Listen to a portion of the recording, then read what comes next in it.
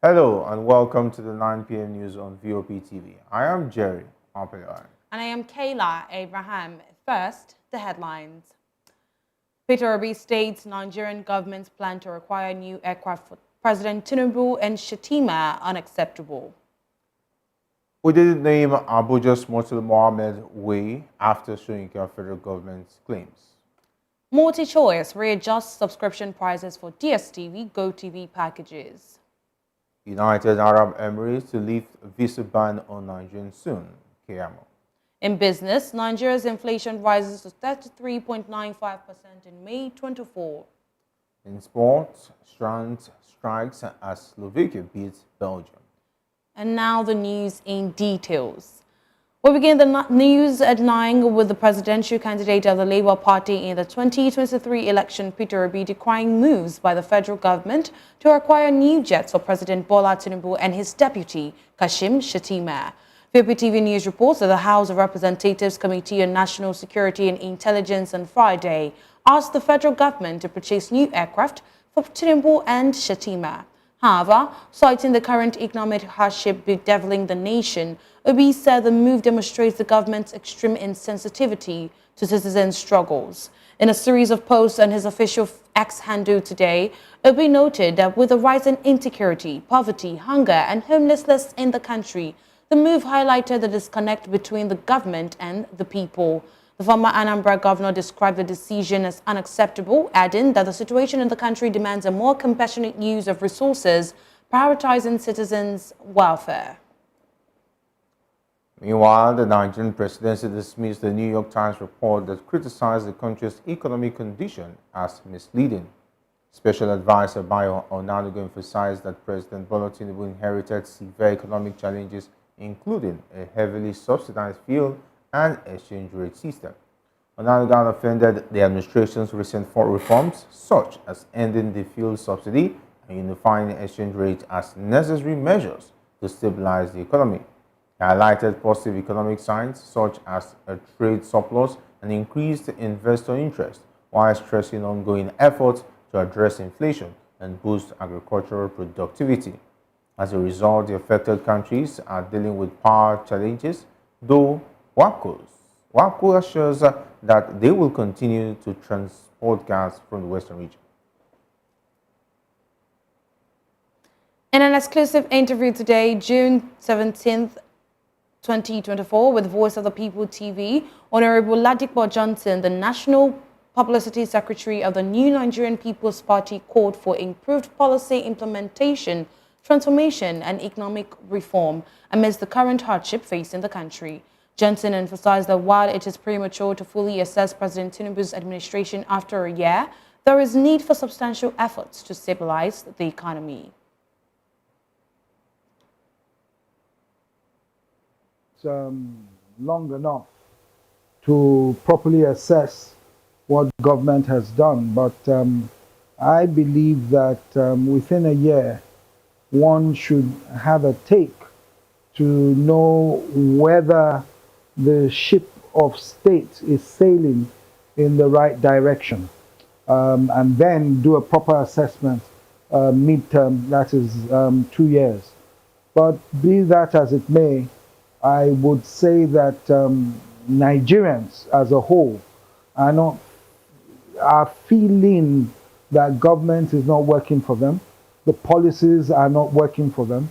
Inflation is at 30-something%. Food inflation is even higher at 40-something%. The Naira has lost its value. To put it in context, our neighbors in Togo and Benin Republic have a stronger currency than we do. So it shows you that whatever government is doing, and I think the two main policies, the removal of the fuel subsidy and the floating of the Naira coming at the same time, I think they damaged the economy. And we've seen companies leaving the country. And I don't think we've seen commensurate inflow of external investment. So I think by and large, things are not going properly. I will not condemn them, but I will urge government to immediately go back to the drawing board, look for ways to reduce the cost of governance, and then look for ways to stimulate the economy so that businesses and investments can come in and businesses can thrive.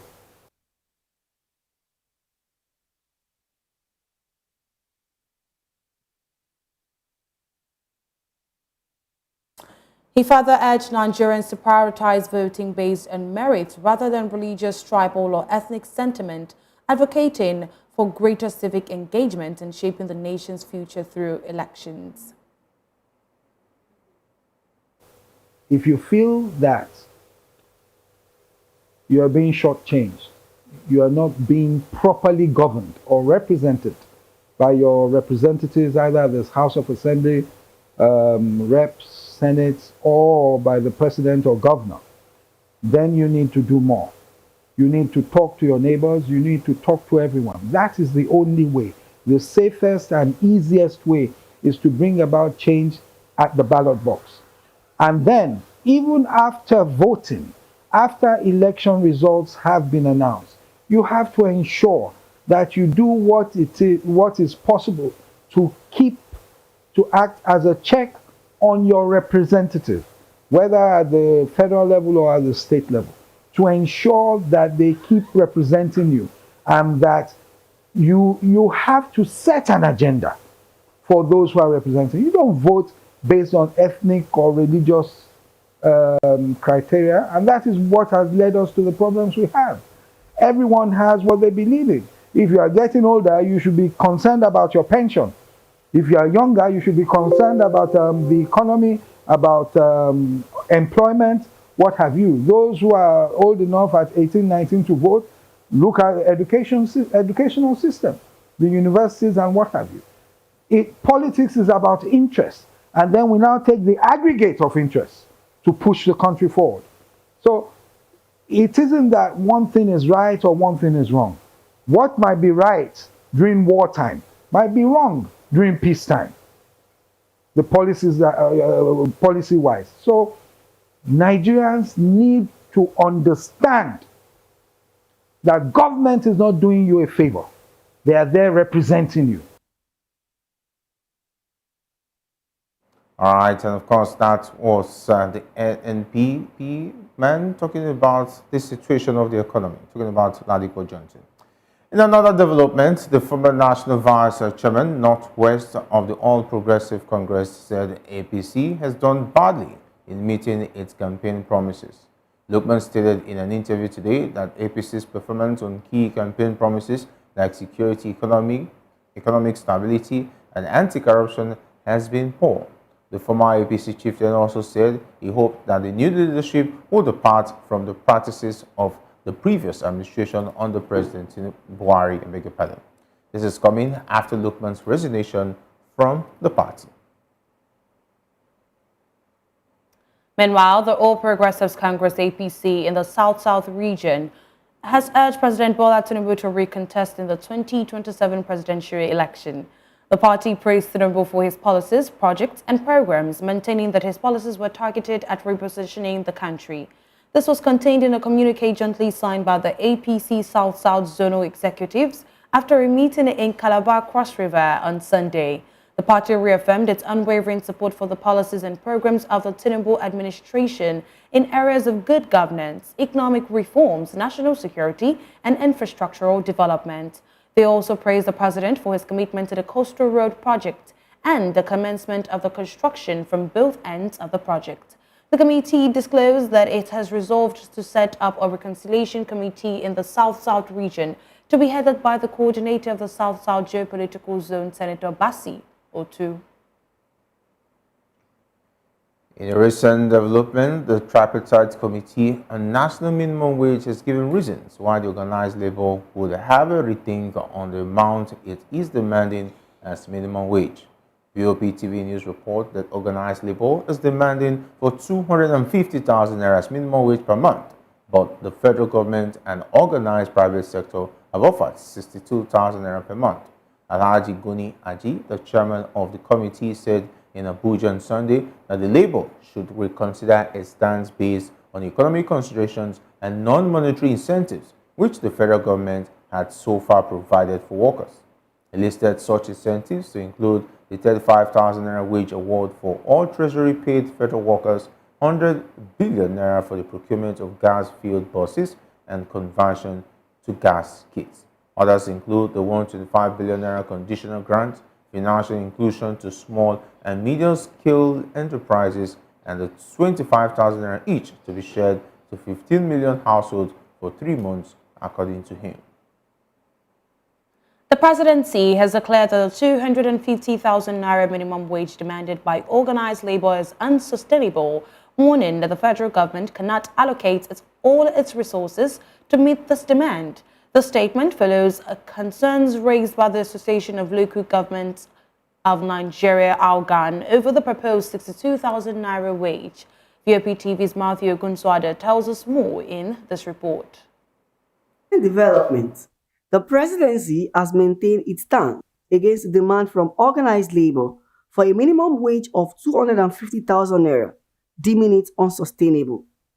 This statement follows concerns raised by Association of Local Governments of Nigeria, which expressed worries over the proposed 62,000 naira minimum wage, citing potential financial strain on councils.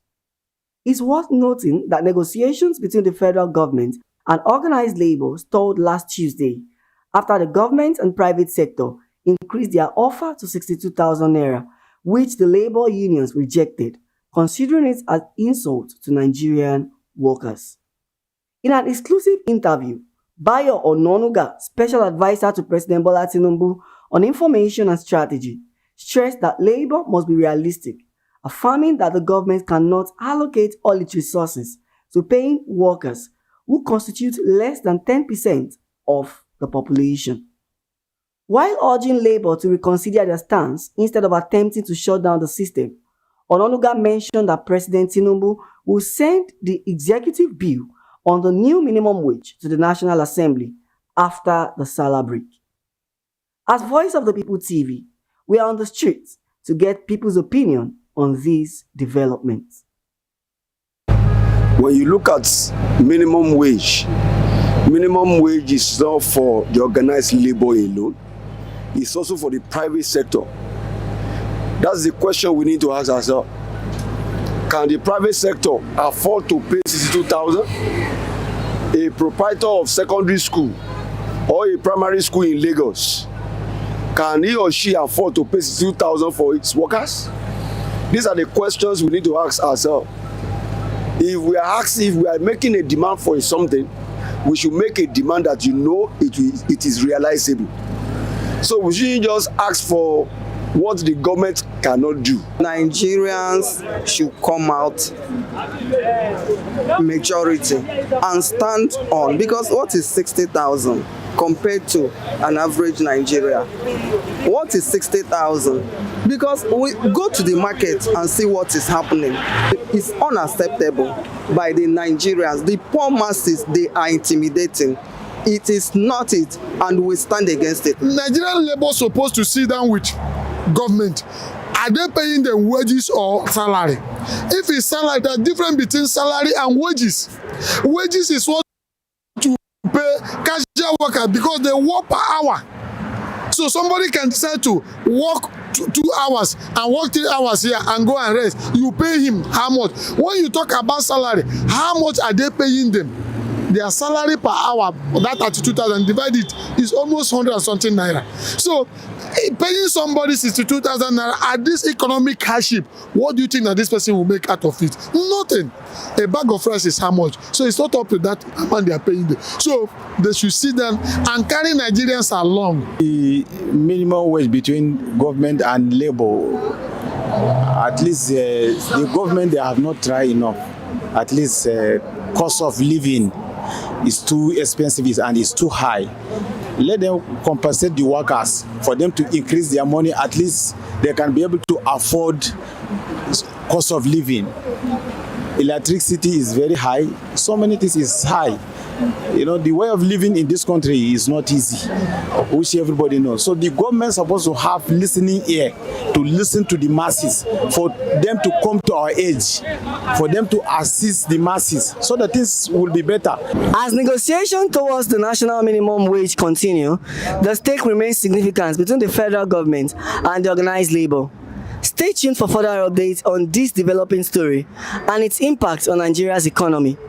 Matthew Ogunswada for Voice of the People TV. Indeed, you have to stay tuned with VOP TV for more updates on the issues of minimum wage. Beautiful report prepared by Matthew Ogunswada. You are still watching the 9 p.m. news on VOP TV. Coming up, they need to name Abuja's Murtala Mohammed Way after Soyinka, and this according to the federal government. This and more after the break.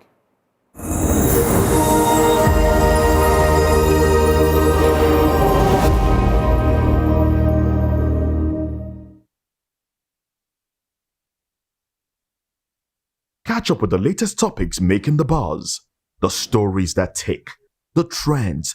Let's let you in on why they are trending, from politics, entertainment, business, lifestyle, and more. Analyzing the trending stories with top eyeballs. Hashtag on Voice of the People Television, giving you an insight to everything and everyone Nigeria is talking about. Showing on VOP TV, 10 p.m. Monday to Friday. Hashtag if it's trending, we bring it on.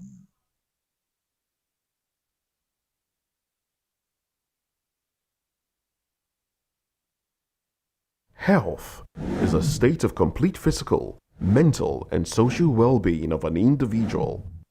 It's the fundamental right of everyone to enjoy the highest attainable standard of health, without distinction of race, religion, or political belief.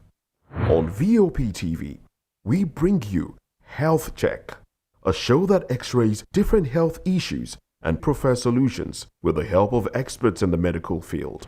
Join us every Tuesday from 2:30 p.m. to 3 p.m. on Health Check. Health Check on VOP TV. Your health, our priority.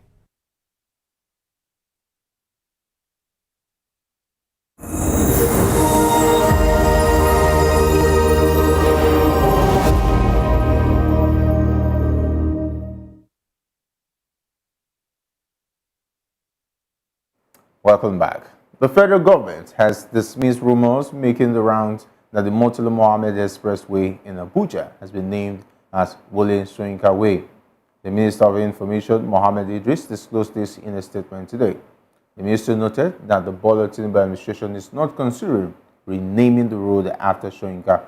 He however stated that on June 4, 2024, President Bola Tinubu inaugurated a new road in the FCT codenamed Arterial Road N20 from Katangbe to Jahi, which links the existing Outer Northern Expressway, also known as Murtala Mohammed Expressway, to the Northern Parkway, also called Ahmadu Bello Way. During the inauguration of the N20, FCT Minister Barrister Yenson Wike proposed to the President that the road be named after Professor Wole Soyinka, and the President agreed. Therefore, it is the Arterial Road N20 that is named after Professor Soyinka. The Murtala Mohammed Expressway remains unchanged and continues to bear the name of our esteemed former head of state, General Murtala Ramat Mohammed. In another development, the National President of the Academic Staff Union of Universities, ASU, Professor Emmanuel Oshodeke, has rejected the federal government's recent appointments to university governing councils. Oshodeke described the new list as worse than the previous one, lamenting the overwhelming presence of retired politicians. Oshodeke argued that appointing politicians to the councils is detrimental to the genuine development of Nigerian universities. He contended that the current approach undermines the management and progress of higher education institutions. ASU had previously contested the legality of the federal government's decision to form new governing councils, while the tenures of the previous councils were dissolved, which were dissolved over 10 months ago, had not yet expired. The move, according to ASU, violated the University Act, which specifies a duration of governing council tenures. Dr. Fozia Bohari Ado, Special Assistant to the Kaduna State Governor on School Feeding, has disclosed that the state government allocates 4 billion naira yearly to sustain a school feeding initiative. According to her, the program currently supports over 25,000 students enrolled in 51 boarding schools spread across all 23 local government areas of the state. In a statement issued on Sunday, Dr. Fozia reiterated the program's pivotal role in boosting school enrollment and fostering economic opportunities for local farmers who supply produce for the mills. Dr. Fozia reassured stakeholders of the state government's commitment to upholding stringent guidelines on food quality, quantity, hygiene standards, and prompt service delivery in the program. She added that the school feeding initiative remains a cornerstone of Kaduna State's effort to enhance educational outcomes and stimulate socio-economic development across communities. Still in Kaduna, the former lawmaker representing Kaduna Central Senatorial Zone, Shehu Sani, said that former Governor Nasir El-Rufai boxed southern Kaduna people into boys' quarters throughout his 8 years of administration. Speaking at a Salah dinner celebration with family and friends while reacting to the 423 billion naira funds allegedly diverted by El-Rufai's administration, Sani said the former governor neglected the southern Kaduna people for 8 years and never carried them along in the affairs of the state. Shehu enjoined the people to fight anybody kicking against the State House of Assembly ad hoc committee, probing the alleged 423 billion naira diverted funds by El-Rufai. He stated that the State House of Assembly ad hoc committee needs the support and prayers to remain focused and do a thorough job. He disclosed that when they speak, people would say it was Governor Uba Sani that signed the loan, asking that when he signed the loan, did he say the money should be stolen? Shehu explained that if not because of the investigation, there was no way the people of Kaduna State would know that their money was stolen. In Rivers, there is tension across some of the 23 local government areas in the state as the tenure of the council chairman expires today by midnight.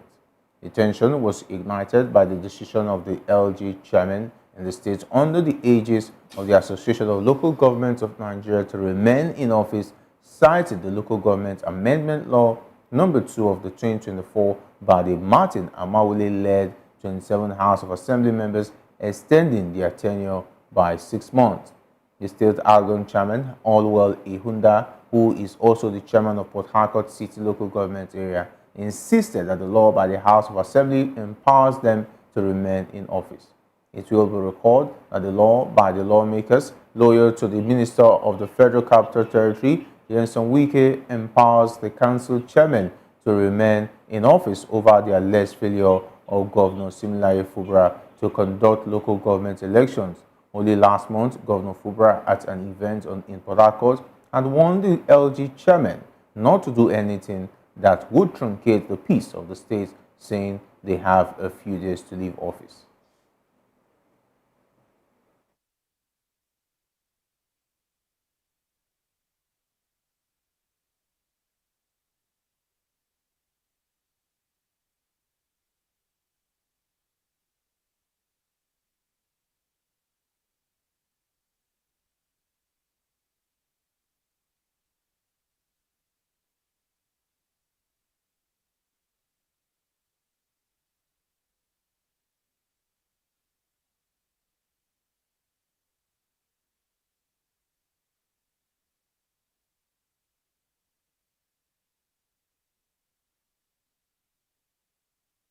Of DSTV and GoTV has been forced to revert to its old subscription prices following a court order. The company had previously increased its prices, but the court ruled that the hike was unjustified. According to reports, the company has lost over 1 million subscribers in Nigeria due to the price increase. The price hike was implemented to align with market realities following high inflation in Nigeria and the Naira's devaluation. The old prices are as follows. DSTV Premium Package, which was 29,500, is 29,500 down from 37,000 naira. DSTV Compact Plus Package is now 19,800 naira, down from 25,000 naira.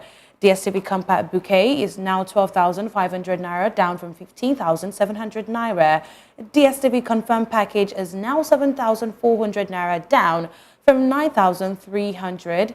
And DSTV younger package is 4,200, down from 5,100 naira. DSTV Paddy package is now 2,950,000 naira, down from 3,600. And GoTV subscribers will also see a reduction in prices, which is as follows. GoTV Super Plus package is 12,500 naira now, down from 15,700.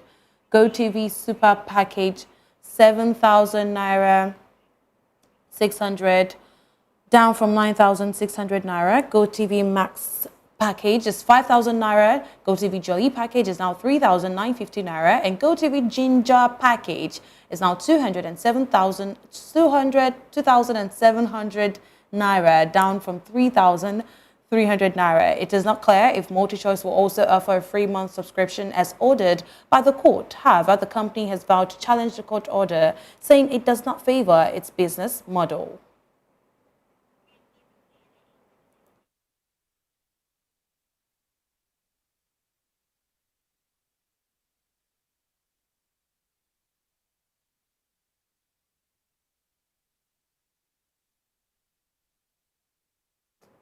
Lagos State has launched its Public Health Emergency Operations Center at Mainland Hospital Yaba in response to a cholera outbreak.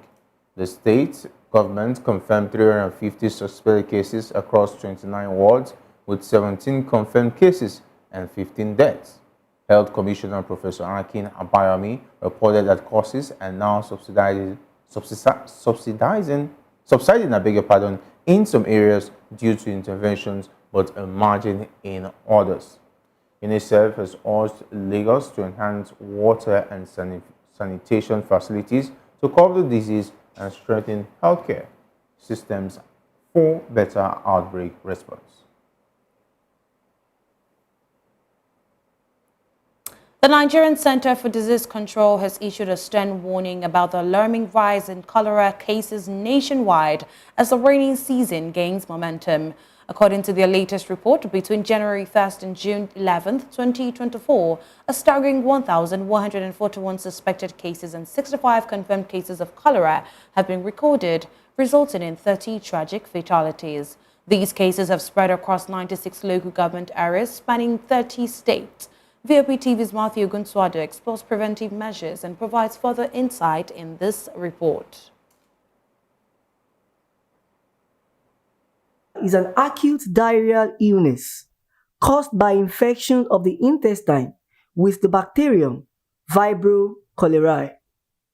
It is typically spread through contaminated water or food and can lead to severe dehydration and even death if untreated. The symptoms of cholera can appear within a few hours to 5 days after infection and include profuse watery diarrhea, vomiting, and leg cramps.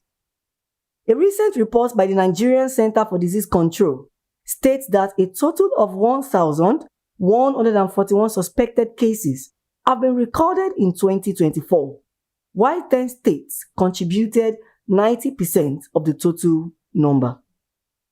Following this outbreak in Lagos, the state government has activated its Public Health Emergency Operations Center at Mainland Hospital, Yaba, to control the outbreak.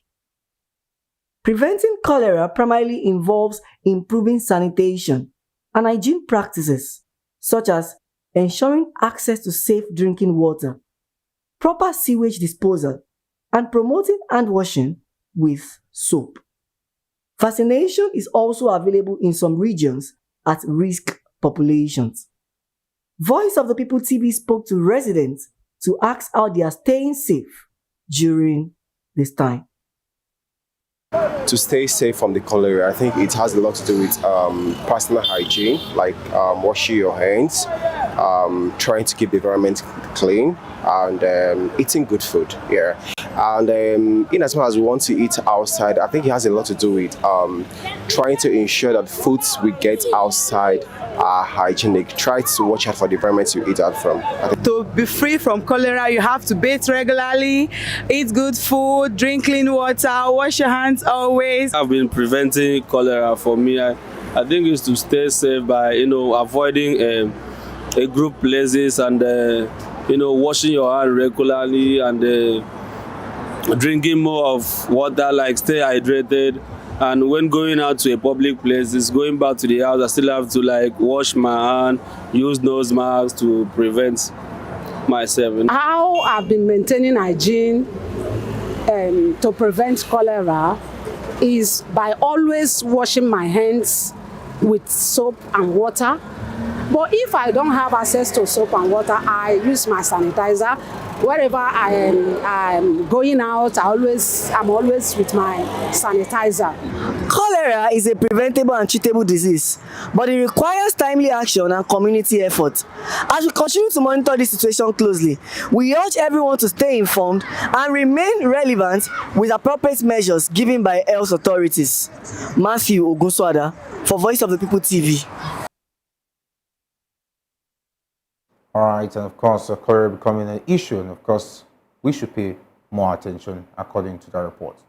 Away from that, food inflation in Nigeria surged to 40.66% in May, up from 25.25% in June 2023, marking a significant 61% increase over the past year, according to the latest Consumer Price Index and Inflation Report by the National Bureau of Statistics. Economists express concern over the persistent inflation, attributing it to structural issues including high energy prices and government policies such as the removal of petrol subsidies. The impact has been particularly severe on household food expenses, weakening the purchasing power of many Nigerians. VOP TV's Matthew Ogunswada examines the impact on citizens and provides further insight in this report. Bureau of Statistics, in its Consumer Price Index report for May 2024, has revealed that the inflation rate in Nigeria climbed by 0.26 percentage points to 33.95% from 33.69% in April 2024. Specifically, food inflation also saw an uptick, rising to 40.66% in May from 40.53% the previous month. This increase was attributed to higher prices across several categories, including semovita, oat flake, yam flour prepackaged, garri, beans, Irish potatoes, yam, tomato, pepper, palm oil, vegetable oil, amongst other food commodities. The impact has been particularly severe on household food expenses, weakening the purchasing power of many Nigerians. As Voice of the People TV, we are on the street to get people's opinion on how this has affected them. One, government is causing. Two, we are causing it. Because the woman that is selling ugu, you plant ugu in your garden, maybe pay a little amount of money. Because you say dollar has risen up. You want to pay it, you want to put your price in a way that it will be high, so that you should be able to buy other things. But if we can come down and say, let us help ourselves and put things down, I think it will benefit everybody. Garri is costly, rice, everything. We can't even afford stocks again. But I think the government should try and reduce the inflation, and more importantly, they should try and tackle insecurity, because most of our farmers, they can't go to the farm. And look at Benue State, they are the food basket of the nation. They can't go to the farm, they kill them in the farm.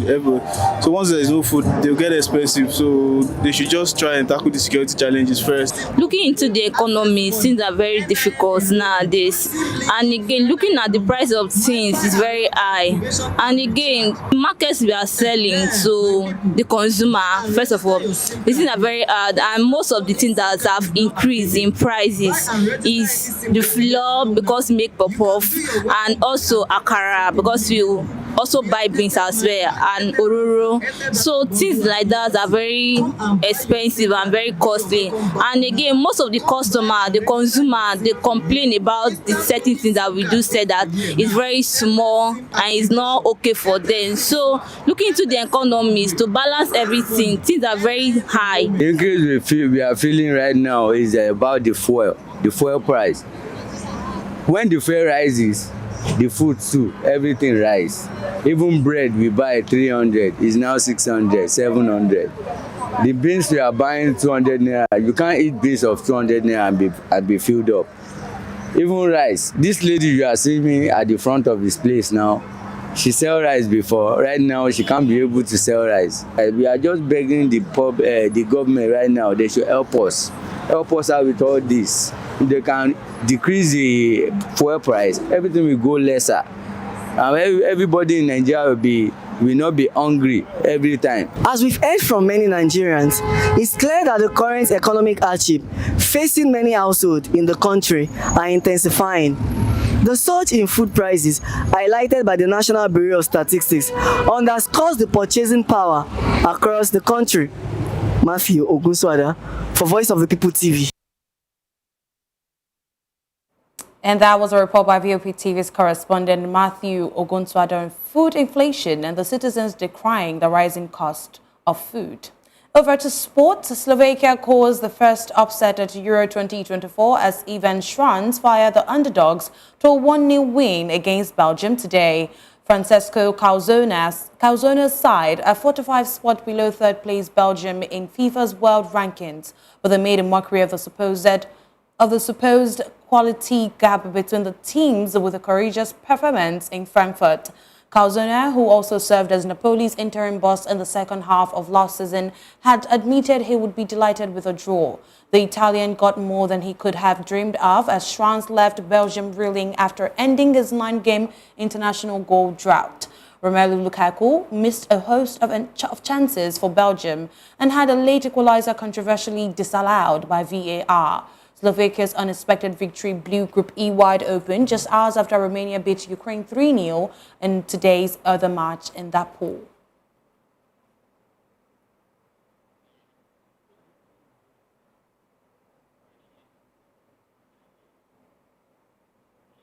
In the out entertainment, Nigerian singer Adekunle Gold has opened up about why he has publicly advocated for better healthcare for sickle cell patients like himself. In a recent interview, the singer shared his personal journey and motivations behind his advocacy efforts. Adekunle Gold revealed that he gained the inspiration to advocate for sickle cell patients while writing one of his songs. The singer, who has always been open about living with sickle cell, emphasized the need for improved healthcare infrastructure and support systems for individuals living with sickle cell disease. Recall that Adekunle Gold recently partnered with a sickle cell management initiative in Surulere, Lagos State to host a medical outreach for sickle cell patients. The outreach successfully provided basic health care to about 250 patients.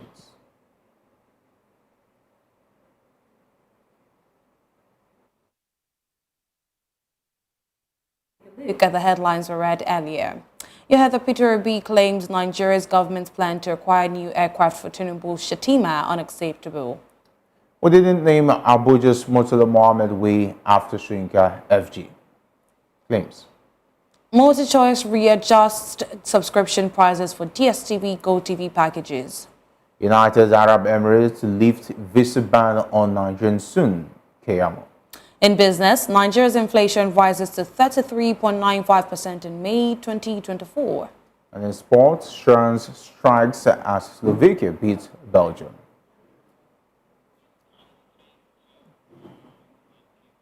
And that is a wrap on the 9 p.m. news on VOP TV. Many thanks for watching. I am Kayla Abraham. And I'm Jerry Opeloi. Good evening.